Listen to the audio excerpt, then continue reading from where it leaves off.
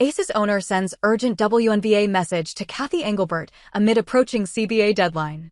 Fines have been handed out like candy in 2025 by Cathy Engelbert and company. Seems like all of free speech is being fined right now, Nafisa Collier said.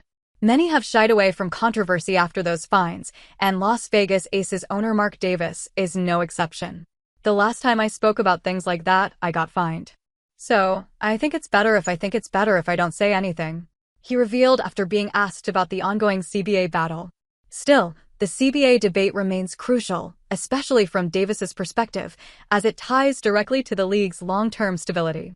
After all, he bought the Aces for $2 million in 2021, a franchise now valued at $310 million.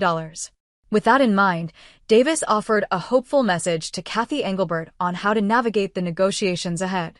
"I think they'll work it out somehow.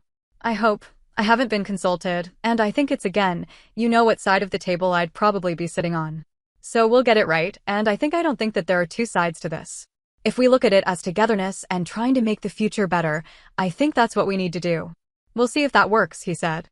Cathy Engelbert is currently unpopular to say the least. When the commissioners stepped up to crown the Las Vegas Aces as 2025 WNBA champions, fans drowned her words in a wave of relentless boos. The jeering only grew louder as she presented the finals MVP trophy to Aya Wilson. Aces players barely acknowledged her presence on stage, and Engelbert quietly left the court as the celebrations roared on and ESPN's Holly Rowe took over the interview with Wilson. Even then, the boos chased her out. Well, all this wasn't really shocking. Engelbert has never really connected with the players' side of things. "She's not a people person," said a source familiar with Engelbert in the Sports Business Journal report. "That's not who she is. It has been an issue before CBA negotiations. Even Adam Silver said this whole thing has gotten too personal. But when it's about how much money players actually take home, it's hard to keep the personal and business side separate." A better personal connection might have helped Cathy Engelbert here. If she could step back from the numbers for a moment, like Mark Davis suggested, and stop treating it like a battle to win, she might see it more as finding what's best for the league overall. She has, however, committed to changing things. "If the players in the W don't feel appreciated and valued by the league, then we have to do better, and I have to do better," Engelbert said. "If they don't feel that appreciation, then I will do everything I can to change that.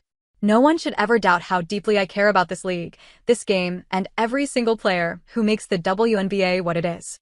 However, at this point, only actions will convince the fans and the players. The current CBA was signed in January 2020 and was originally set to run through 2027. However, the WNBA's decision to opt out early moved the expiration to October 31st this year. So, the reparations need to happen fast. While Davis called for unity and a shared vision for the league's future, Engelbert's previous business decisions, particularly her 2022 investment strategy, now stand as central points of contention shaping the current negotiations. Cathy Engelbert's 2022 gamble could come back to haunt her. Giving the player the equity they need is more complicated for Cathy Engelbert and the WNBA, since the league does not completely own itself. For years, the NBA has had a 42% stake in the league, and the league had 58% until 2022. Engelbert raised $75 million for a 16% stake from outside investors. According to the league announcement, proceeds from this transaction are expected to be used for brand elevation and marketing, globalization of the WNBA, innovation, digital and growth of consumer touchpoints, and human capital and operational optimization as part of an overall effort to address some of the league's obstacles to growth and generating new revenue.